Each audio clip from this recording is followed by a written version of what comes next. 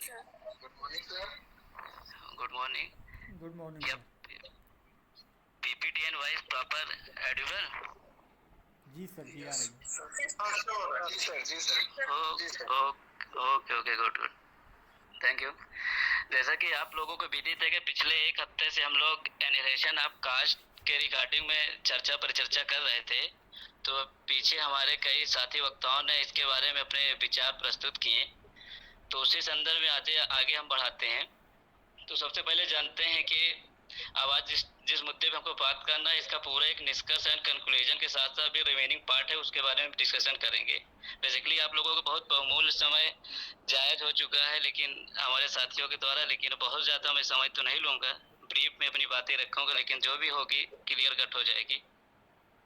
तो अगर देखते हैं बाबा साहब भीमराव अम्बेडकर के, तो जन्म से लेकर परिनिर्वाण तक लोगों के सामाजिक न्याय एवं नागरिक अधिकार दिलाने के लिए उन्होंने ऐसे महान समाज सुधारक, क्रांति के अग्रदूत, राष्ट्र निर्माता, इसके साथ ही साथ समाज की जो व्यवस्था की एक वर्टिकल व्यवस्था थी, उसको एक हॉरिजॉन्टल व्यवस्था में स्थापित करने के लिए उन्होंने एक ऐसे विधान स्थापित करते हैं जिसको संविधान कहा जाता है।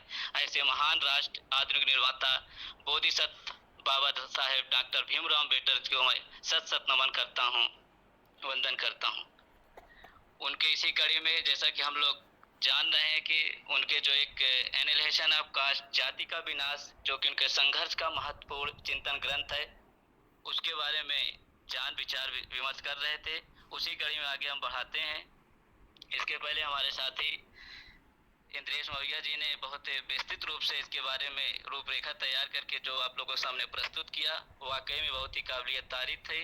उसके बारे में आप सभी को चिंतन मनन करने की आवश्यकता है, क्योंकि ये जो पूरा विषय है बेसिकली एक किसी एक दिन की उपज नहीं है, पूरे इनका जीवन का एक वृत्तांत था, उसमें जो संकलित था। तो मुझे नहीं लगता कि पिछले 7 दिन के जो क्लासेस हुई उसमें आप लोगों को समझ में आ जाएंगे। उसके लिए आपको थोड़ा सा अपने सभ्यता संस्कार से जो हम बंधे हुए हैं, थोड़ा सा उससे हटकर हम लोग जब सोचेंगे तो चीज़ों को उसकी गहराइयों तक पहुंच पाएंगे। क्योंकि बेसिकली हम लोग करते क्या है अभी तक कि समाज हमको जो दे रहा है, घर हमारा परिवार जो दे रहा है, सिर्फ हम उसको अनुकरण करते चले आए हैं। बेसिकली हमने अनुसंधान की ओर नहीं गए हैं। लेकिन हम लोगों का टारगेट क्या है कि जब हायर एजुकेशन की तरफ मूव करते हैं, यहाँ पे आ चुके हैं, तो हम लोग का उद्देश्य होना चाहिए किसी चीज़ को एक क्रिटिकल एनालिसिस करना चाहिए, कई पक्षों के द्वारा उसको निष्कर्ष देखना चाहिए। तो उसी संदर्भ में आगे हम बात करते हैं। तो जो चीजें हमारा विचार विमर्श होगा, आप लोगों को एक साइंटिफिक टेम्परामेंट इनपुट अपने अंदर डाल कुछ हिसाब से चीजों को तौलना होगा।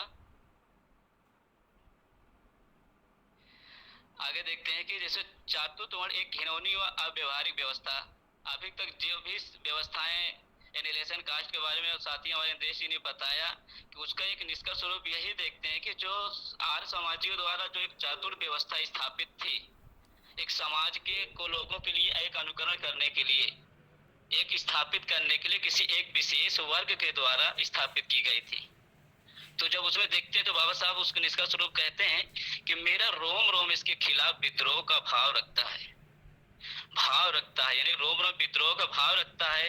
तो भाव ही नहीं रखता है, मेरी भावनाएं भी इससे बहुत ज्यादा विरोध रखती है। किस लिए रखती हैं? क्योंकि आप चित्र के माध्यम से देख रहे थे कि विचार कर रहे थे कि मुझे जिस न्याय के, सामाजिक न्याय के वैचारिक मतभेद को लोग इस तरीके से अमल करने के लिए फिर लोगों को ललायत करा रहे थे। देख लीजिए एक चित्र के माध्यम से एक हैंडपंप लगा, उसमें ताला लगा हुआ है, एक व्यक्ति जो प्यास के लिए परेशान है कि मुझे प्यास से, मेरे बच्चे को प्यास लगी है। तो ऐसी व्यवस्थाएं स्थापित थी समाज में, ऐसी वर्ण व्यवस्था इस बात की वकालत करती कि आपको जो नागरिक आप के अधिकार है, सामाजिक जो न्याय है, जो आपके मूल्य हैं, उससे भी आपको विकृत किया जाता है। तो इस संदर्भ में बाबा साहब कहते हैं कि ऐसी व्यवस्था मुझे विद्रोह उत्पन्न करती है, बहुत घिनौनी लगती है, अव्यवहारिक लगती है, अवैज्ञानिक लगती है। आगे कहते हैं कि सामाजिक व्यवस्था की दृष्टि से चातुर्थ अमल करने लायक है ही नहीं। बिल्कुल सही बात है। अगर आप जब तक उसका क्रिटिकल एनालिसिस करेंगे, आप खुद भी उस निष्कर्ष तक पहुंचेंगे। ऐसी व्यवस्था, एक ऐसी हायरार्की जो स्थापित थी समाज को, कि देखिए नीचे जो चित्र है, जो बाबा साहब जिस जाति से आते थे, महार जाति से, तो स्वयं महार जाति के साथ इस तरीके से उनके साथ अमानवीय व्यवहार किया जाता था कि अगर आपको रोड पे चलना है तो आपके गले में मटका, कमर में झाड़ू बांध के चलना है, क्योंकि अपर कास्ट के जो उस समय शासक वर्ग जातियां थी कि वो ये चाहते थे कि आपका जो थूक हो वो भी रोड पे न पड़े, और आपके जो पद कमल है, पद चिन्ह है, वो भी रोड पे न पड़े, उसको आप मिटाते हुए चलिए। तो ऐसी व्यवस्था जो हमारे समाज को व्यवहारिक दृष्टि से अमल करने लायक है या नहीं, इसके लिए आपके लिए प्रश्न है, आप खुद विचार करिए। ऐसी व्यवस्थाएं थी। आगे कहते हैं कि व्यवहारिक दृष्टि से भी चातुर्य ने समाज में कठिनाइयां पैदा कर दी है, जिसके पक्ष लेने वाले कभी विचार ही नहीं किए। अब उस समय कई ऐसा तबका था, बेसिकली उस समय की जब बात करें तो समाज सुधार तो कई रूप धारण कर चुका था। एक तो सिर्फ हिंदू परिवार की बात करता था सुधार की बात, एक समाज सुधार की बात करता था। तो जो समाज सुधार थे वो देखते थे कि कैसे सुधार में स्थापित हो सके, लेकिन जब इस सुधार की ओर आगे बढ़ते थे तो बेसिकली होता क्या था वहां पे कि उनके सामने एक ऐसा संकट खड़ा हो जाता था, क्योंकि वो कहीं ना कहीं बंधनों से बंधे होते। किस बंधनों से? वो हायरार्की जो बनाई गई थी, चातुर्वर्ण व्यवस्था, उसकी आगे निपट नहीं पा रहे थे। क्योंकि आप जब देखोगे कि जब बाबा साहब ये एनालिसिस ऑफ कास्ट तक का सफर यात्रा तय करते हैं, तो इसके पहले भी कहीं ऐसे समाज सुधारक हुए हैं। अगर मैं बताना चाहूं कि जैसे तथागत गौतम बुद्ध, संत कबीर, ज्योतिबा फूले, छत्रपति साहू जी महाराज, जैसे पूरा जिस तरीके से एक सामाजिक व्यवस्था की हायरार्की बनी, तो इसे समाज सुधारकों की एक हायरार्की बनती चली आई। लेकिन जो परिवर्तन चाह रहे थे, जो सुधार चाह रहे थे, वो बेसिकली उस तरीके से हो नहीं पाए। लेकिन उस कारण क्या था कि उसके लिए हमारा जो एक ऐसा व्यवस्था बनी थी, एक ऐसी हायरार्की बनी थी, एक ऐसा धर्म ग्रंथ का एक पुलिंदा स्थापित था जो उसको विघटन करने के लिए प्रतिबद्ध नहीं हो पा रही थी। आगे देखते हैं, योग्यता का प्रमाण पत्र दिए बिना सिर्फ जन्म के आधार पर ऊंचा स्थान प्राप्त कर लिया। अब आप ये बताइए, कोई जन्म के बाद ऐसी व्यवस्था उस समय स्थापित थी, कोई जन्म होने के बाद उसको क्या पीएचडी की डिग्री दे दिया जाता है? लेकिन उस समय व्यवस्था इसी बात की वकालत करते थे कि सवर्ण जात में, ब्राह्मण वर्ग में कोई जन्म लिया है तो उसका आने वाली जनरेशन जिस कास्ट में, वो पुरोहित वर्ग काम करेगा, वो ज्ञान देने का काम करेगा, क्षत्रिय है तो सेने का काम करेगा। वो मतलब जन्मजात हो जाता था कि आप जिस स्कूल में जन्म लिया उसी के आधार पे आपको एक प्रमाण पत्र लेबल लगा दिया जाता है कि आज यही आप काम करोगे, दूसरा काम आप नहीं करोगे। ऐसी व्यवस्था। अब बाकी जो नीचे के शूद्र, अति शूद्र जो थी, बेसिकली अति शूद्र जो, तो उनकी तो अस्पृश्यता, यानी कि उनकी परछाई तक उनके भनक नहीं लग जाती, तो उन लोग अछूत हो जाते थे। ऐसी व्यवस्थाओं के लिए क्या व्यवस्था थी, सोचिए, विचारिए। वेद को पढ़ने वालों के साथ अव्यवहारिक रूप। अब देखिए बेसिकली क्या कहता था, जिसके खिलाफ या जिसके पक्ष में बाबा साहब अपनी बात रख रहे हैं, हिंदू समाज के बचाने की बात कर रहे हैं, हिंदू के धर्म के जो ठेकेदार थे उनसे ये बात करते हैं कि आपका जो धर्म ग्रंथ है इस बात का वकालत करने से पीछे क्यों हटता है कि जो भी शूद्र या अति शूद्र जो वेद की व्याख्या पढ़ने की या सुनने की हिम्मत जुटा पाता है, तो आपका वेद इस बात का क्यों वकालत करता है? ये बात क्यों बताता है कि अगर आप पढ़ते हो शूद्र अति शूद्र तो आपके कान में शीशा पिघला के डाल दिया जाएगा, आपके मुंह के जीभ काट ली जाएगी। ऐसा वेद अगर मुझे लगता है कि अगर कोई इस धरती पे कोई परम सत्ता है, तो अगर वो भी सुनेगा, वो भी समझेगा, तो उसको भी इससे ज्यादा घिनौनी हरकत नहीं महसूस होगी। वो यही कहेगा, मैं तो इस मनुष्य योनि में जन्म दिया था, लेकिन धरती पे जाने के बाद ये तो कीड़े बन गए कीड़े। कोई ब्राह्मण कीड़ा बन गया, कोई क्षत्रिय कीड़ा, कोई वैश्य, सारे कीड़ा मिलकर शूद्र अति शूद्र को खा रहे हैं। तो ऐसी व्यवस्था स्थापित थी। चातुर्वर्ण व्यवस्था में स्त्रियों की क्या दशा थी? चातुर्वर्ण व्यवस्था में अगर स्त्रियों की दशा देखते हैं तो कहते हैं कि क्या स्त्रियों को आप वर्ण के आधार पे बांट दिए हैं, या फिर जो पतियों का है सामाजिक स्तर के बराबर बांट दिए हैं? उन पर ही बात करते हैं कि महिलाओं के बारे में आपकी चातुर व्यवस्था कोई बात नहीं स्थापित करती, क्योंकि उस समय जो एक, मुझे कहने में कोई गुरेज नहीं होगा कि जो काला संविधान जिसे मनुस्मृति कहा जाता है कोई स्थापित था, उस बात का वकालत करता है कि महिलाएं अशुद्ध मानी जाती हैं। अब अशुद्ध मानी जाती है, देखिए, सोचिए, विचार करिए, अशुद्ध मानी जाती हैं, कौन होती? महिलाएं। अब कौन कह रहा है? उस महिलाएं के गर्भ से पैदा हुआ व्यक्ति इस बात की वकालत बताता है कि महिलाएं अशुद्ध होती थी। अब सोचने वाली बात है, चिंतन करने की बात है, क्या ये वाकई में वैज्ञानिक रूप से सही है?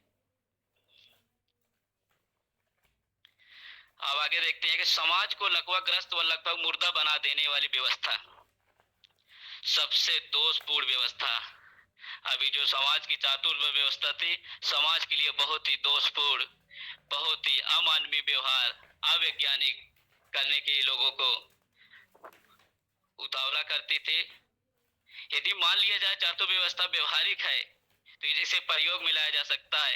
यह दृढ़ता से कहूंगा कि इससे दोषपूर्ण व्यवस्था और कोई व्यवस्था नहीं हो सकती, कि इस व्यवस्था में एक समाज की जो एक हायरार्की सामाजिक व्यवस्था के बना दी गई है कि ब्राह्मणों को ज्ञान होना चाहिए, क्षत्रिय को शास्त्र धारण करना चाहिए, वैश्य यानी वणिक को व्यापार करना चाहिए, शूद्र इन सभी को सेवा करना चाहिए। और शूद्र की तो बात ही, अति शूद्र की तो बात ही नहीं करिए, उनकी तो परछाई के लिए ये इतना दुश्वार हो जाते कि आपकी परछाई, आपके थूक, आपके पद चिन्ह हमको न दिखाई दें।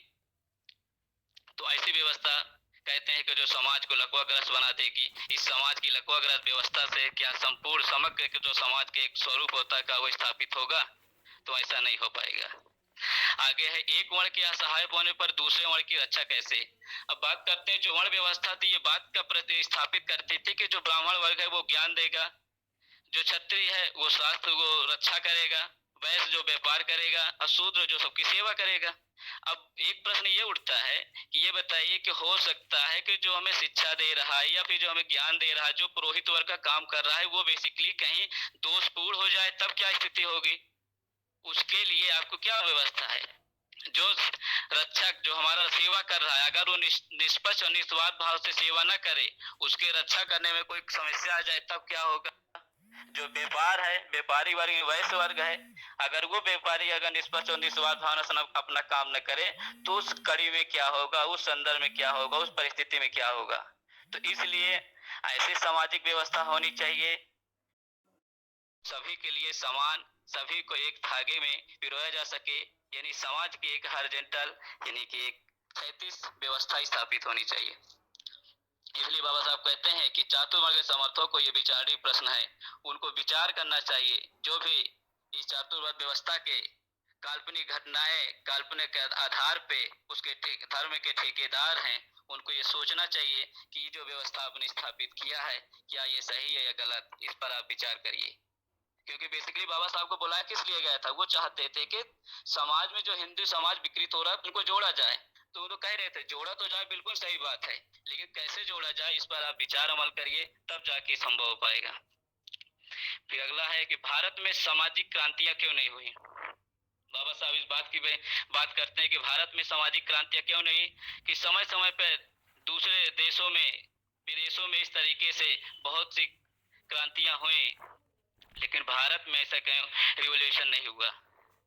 क्योंकि उसमें बहुत बड़ा एक तबका था जो सिर्फ और सिर्फ व्यक्ति विशेष, एक जाति हित, एक वर्ण व्यवस्था के अधीन था, और वही चाहता था कि अगर ऐसी क्रांतियों को हम जन्म देते हैं, ऐसे क्रांतियों को एक स्वरूप प्रदान करते हैं, तो जाहिर सी बात है जो व्यवस्था हम स्थापित करना चाहते हैं उससे हम विकृत हो जाएंगे। तो उनकी एक सोची समझी एक षड्यंत्र, एक साजिश थी, इसलिए वो पार नहीं पा रहे थे। चातुर्वर्ण विकास में बात करें, चातुर्वर्ण व्यवस्था के विकास में कैसी बात है, तो जाहिर सी बात है कि जब अभी हमने बताया कि जो दोषपूर्ण ये असहाय होने पर दूसरे वर्ग की रक्षा कैसे, अब जब ये व्यवस्था एक दूसरे पर जिनको एकदम स्थापित कर दिया गया था कि सिर्फ आपको काम ज्ञान देना, अगर ज्ञान देने में उनकी बाधाएं उत्पन्न हो जाएगी, रक्षा करने वाले में अगर बाधाएं उत्पन्न हो जाएगी, या जो व्यापार करने अगर ये पूरे निष्पक्ष ईमानदारी के साथ नहीं काम करें, तो स्वाभाविक है जो व्यवस्था आपकी बात करती है तो वो विकास में हमारे जो डेवलपमेंट की बात कर रहे हैं, या फिर चाहे आपका आर्थिक रूप से हो, चाहे राजनीतिक रूप से, सांस्कृतिक रूप से, सभी में व्यवधान उत्पन्न होना स्वाभाविक है। अब देखते हैं जातियों के बीच आपसी विरोध व दुश्मनी। चातुर्वर्ण कोई व्यवस्था नहीं है, यह वेदों के समान प्राचीन है। इस बात बाबा साहब कहते हैं कि चातुर जो व्यवस्था आपकी है ये कोई वेद, ये कोई नई नहीं है, कोई व्यवस्था नहीं है, बल्कि ये वेद के समान प्राचीन है। तो इसलिए इसको आपको सोचना होगा, समझना होगा, क्योंकि जो व्यवस्था आपने स्थापित किया है क्या समाज के सभी हिंदुओं को एकजुट में एक धागे में पिरोया जा सकता है, जोड़ा जा सकता है?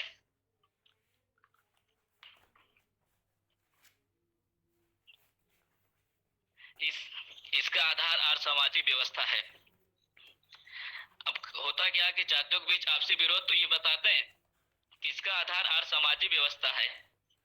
तो इस बात पे बताते हैं बाबा साहब कि व्यवस्था ऐसा नहीं है कि ये सिर्फ शूद्र, अतिशूद्र या फिर ब्राह्मण, क्षत्रिय या फिर वयस्क पर के लिए अलग अलग निर्धारित की गई। तो कहते हैं कि इसका आधार ज्वार सामाजिक व्यवस्था स्थापित करते, ये भी न्याय नहीं कर पाते, सामाजिक न्याय के लिए नहीं निर्धारित कर पाते, क्योंकि उस समय क्या था, ब्राह्मण और क्षत्रियों में भी इस तरीके से देश भावना उत्पन्न थी कि अगर रोड पे लोग निकल जाएं तो वो पहले ये स्वीकार इंतजार करते थे कि कौन पहले हमें अभिवादन स्वीकार करने के लिए प्रोत्साहित करेगा या अभिवादन स्वीकार करने के लिए हमें नमस्कार नमस्कार करेगा। तो ऐसी व्यवस्था आपसी विरोध के लिए दुश्मनी थी। तो वो बताना चाहते थे कि सिर्फ शूद्र अतिशूद्रों के लिए चैलेंज नहीं था, वो बाकी जो वर्ण व्यवस्था थी उसमें भी इस तरीके से भ्रांति या संदेह उत्पन्न कर रहा था कि उसमें भी आपस में भाईचारा उस तरीके से व्यवस्था नहीं थी। एक वर्ण दूसरे वर्ण से आपसी विरोध, वही बात बताया कि हमने कि जो द्वेष भावना रखते थे। अब होता क्या था कि अगर वर्तमान के बात में अगर हम बात करें कि जो एक जाति एक वर्ण का स्वरूप धारण कर लिया है, उस समय तो सिर्फ 4000 जातियों का एक समूह था। बाबा साहब कहते थे कि 4000 जातियों का समूह आप 4 वर्णों में कैसे विभाजित कर सकते थे? किस रिसर्च के आधार पर निर्धारित कर सकते थे कि किस व्यक्ति को किस में रखा जाए? वर्तमान में तो 6742 43 जातियां स्थापित है, इसको भी स्थापित कर दिया था। अब जातियों के बीच जब एक वर्ण व्यवस्था की जो हायरार्की बनती चली आ रही उस समय से, अब इस समय क्या हो रहा है कि जातियों के बीच जो एक उन्माद फैल रहा है, एक संघर्ष फैल रहा है, तो उसके होता क्या है, उस समय तो वर्ण व्यवस्था में समस्याएं थी, लेकिन अब जातियों में संघर्ष होना शुरू हो गया। संघर्ष होने के बाद होता क्या है, उसमें मजा लेने वाले तो कुछ और होते हैं, षड्यंत्र रचाने वाले कुछ और होते हैं, लेकिन यहाँ शूद्र अतिशूद्र आपस में झगड़ रहे हैं, लड़ रहे हैं। जिसका ताजा देख लीजिए, ये जो चित्र लगा हुआ गोरखपुर जौनपुर के चित्र है कि एक यादव जाति और पटेल जाति में किस तरीके संघर्ष होता है। संघर्ष पीछे के बाद जब निष्कर्ष निकलता है तो किसी एक जाति के विशेष का एक षड्यंत्र होता है। तो ऐसी व्यवस्था क्या जरूरत है जो समाज को एकदम आपस में दुश्मनी भाईचारा से स्थापित न करने का, दुश्मनी और विरोध उत्पन्न करे। तो ऐसी व्यवस्था जब तक आपके पास रहेगी तो हिंदुओं को आप एकजुट में नहीं इकट्ठा कर पाएंगे। आगे बात करते हैं जाति भेद का किला कैसे टूटे। बाबा साहब इस बात की वकालत करते हैं कि जात का किला कैसे टूटे, क्योंकि ये किला है, ये किला टूटेगा तो कैसे टूटेगा। तो सामाजिक व्यवस्था बदले बिना राष्ट्र का निर्माण असंभव है। यहाँ पे ये बात कही जाती है कि अगर ये जाति का जो किला है, जो एक देख लीजिए फिगर में लगा हुआ चित्र में दिखाई दे रहा है कि एक पूरा वर्टिकल तरीके से एक स्तंभ बना हुआ है, तो किला कैसे टूटे। तो बाबा साहब कहते हैं कि जाति व्यवस्था बदले बिना राष्ट्र का निर्माण संभव नहीं, क्योंकि जिस तरीके से हम टुकड़ों में बटे रहेंगे, जब तक हम टुकड़ों में बटे रहेंगे तब तक एक सफल राष्ट्र का निर्माण असंभव, क्या पूर्णता असंभव है। क्योंकि वहां पे क्या होगा कि हम वर्ण विशेष को ध्यान में केंद्रित करेंगे, जाति विशेष को ध्यान में केंद्रित करेंगे, तो ऐसी व्यवस्थाएं संभव नहीं। इसलिए ये इस किला को तोड़ना बहुत ही संभव है। उपजातियों को खत्म करने का विचार, अब उस समय क्या व्यवस्था थी कि कुछ लोग मान रहे थे उपजातियों को भी आपस में खत्म कर दिया जाए। तो बाबा साहब कह रहे थे कि एक लंबी प्रक्रिया है, एक लंबा प्रोसेस है। अगर उपजातियों को खत्म करने के विचार आप करते हैं तो इस विचार के तह तक कुछ हद तक मैं इसके साथ साथ हूं, लेकिन पूर्णता आप कहो तो नहीं, क्योंकि जिस समय उपजातियों अगर जातियों तक सिर्फ एक मानव जाति तक खत्म करने तक आ जाती तब तो ठीक है। अगर बीच में प्रोसेस प्रक्रिया की कड़ी टूट गई है तो और बहुत बड़ा संघर्ष, बहुत बड़ा चैलेंज हमारे सामने खड़ा कर देगा, तब और समस्याएं हो जाएगी। तो उपजातियों को खत्म करने के बहुत ज्यादा पक्षकार नहीं थे कि ये जाति विलय कैसे टूटेगा, इसके साथ नहीं थे। अगला कहते हैं कि रोटी बेटी का संबंध, रोटी बेटी के संबंध में देखते हैं इसके दो उप विषय, दो थीम आते हैं कि अंतर जाति खान पान और अंतर जाति विवाह। अंतर जाति खान पान के पक्ष में उस समय ये हुआ था कि अंतर जाति खान पान तो उस समय भी तो बहुत ज्यादा तो नहीं था, लेकिन आज के समय में लोग ये कहते हैं कि हम तो भैया अंतर जाति खान पान तो स्थापित करते हैं, साथ में खाना खाते हैं, साथ में पानी पीते हैं, साथ में भोजन करते हैं, लेकिन वहाँ होता क्या, वहाँ लोगों का व्यक्तिगत व्यवहार होता है, एक व्यवहारिक परिदृश्य वहाँ स्थापित कराना चाहते हैं। लेकिन जब हम सामाजिक व्यवस्था परिवर्तन की ओर मूव करते हैं तो वो चीजें एकदम पीछे हट के खड़ी हो जाती हैं। अब वही बात करें अंतर जाति विवाह, अब अंतर जाति विवाह, अब वो भी जब हिंदू धर्म की बात करें तो हिंदू धर्म हमारा इतना सभ्यता संस्कार से दबा बना हुआ है, मजबूत है। अगर अंतर जाति विवाह होता है, खून खून का संबंध होता है, भावनात्मक जब तक लगा हो जाएगा तब यह जाति का किला स्वाभाविक रूप से उस भावना के साथ टूट जाएगा जिस भावना से मानव और पति और पत्नी के साथ एक लगाव हो जाता है, उस तरीके से किला टूटने में एकदम संभव हो जाएगा। इसलिए वो बाबा साहब कहते थे अंतर जाति विवाह जाति का किला तोड़ने में बहुत ही आसान है। अब उसके लिए होगा क्या, क्योंकि बाबा साहब का जो एक एक उनका एक सूत्र है, वो कह लीजिए कि समता स्वतंत्रता बंधुत्व और न्याय। और ये कब स्थापित होगा, जब लोगों को एक समाज में, एक समग्र में, एक विचार में, एक धारा में जब तक नहीं जोड़ पाएंगे तब तक ऐसा संभव नहीं है। इसलिए चाहते अंतर जाति विवाह इसके लिए बहुत ही कारगर सिद्ध होगा। आगे है, जाति ईंटों के दीवार या कांटेदार बनी तार बंदी जैसे कोई भौतिक चीज नहीं है जो हिंदुओं को आपस में मेल मिलाप करने से रोकती है। इसीलिए इस रुकावट को गिरा देना चाहिए। वो कहते थे कि ये कोई ईंटों की दीवार नहीं है जो सीमेंट से जोड़ दी गई है, इसको तोड़ा नहीं जा सकता। इसको तोड़ा जा सकता है। इस पर भी हिंदुओं के जो ठेकेदार है, जो धर्म ग्रंथ को बनाने वाले काल्पनिक सोचना चाहिए, विचार करना चाहिए कि ये कोई ऐसी चीज नहीं जिसमें रुकावट नहीं आ सकती। बस इसको आप समझिए, तब संभव है। जाति प्रथा उन्मूलन के प्रति जिम्मेदार हिंदू नागरिक या धर्म। ये बहुत बड़ा प्रश्न खड़ा होता है कि जाति प्रथा उन्मूलन समाप्त करने के जिम्मेदार कौन है, हिंदू नागरिक या धर्म। तो बात करते थे हिंदू नागरिक यानी हिंदू धर्म के जो ठेकेदार हैं, जो धर्म ग्रंथ हैं, दोनों जिम्मेदार हैं। बेसिकली अगर धर्म ग्रंथ की हम बात करते हैं तो ये भी किसी मानव द्वारा ही निर्मित की गई है। वो चाहे रामायण हो, चाहे गीता हो, चाहे पुराण हो, ये बेसिकली हिंदू धर्म की बात करते हैं तो वेद है, उपनिषद है, रामायण है, महाभारत है। किसी भी एक विशेष के द्वारा, विशेष वर्ग के द्वारा स्थापित की गई है। तो स्थापित करने वाले कौन हो सकते हैं, हिंदू धर्म के ठेकेदार हो सकते हैं। तो धर्म ऐसे हमारा क्यों किस लिए ऐसी बात करता है कि वो चातुर्वर्ण व्यवस्था की हम वकालत करते हैं। चातुर्वर्ण व्यवस्था द्वारा हमारे समाज की हायरार्की तय होती है।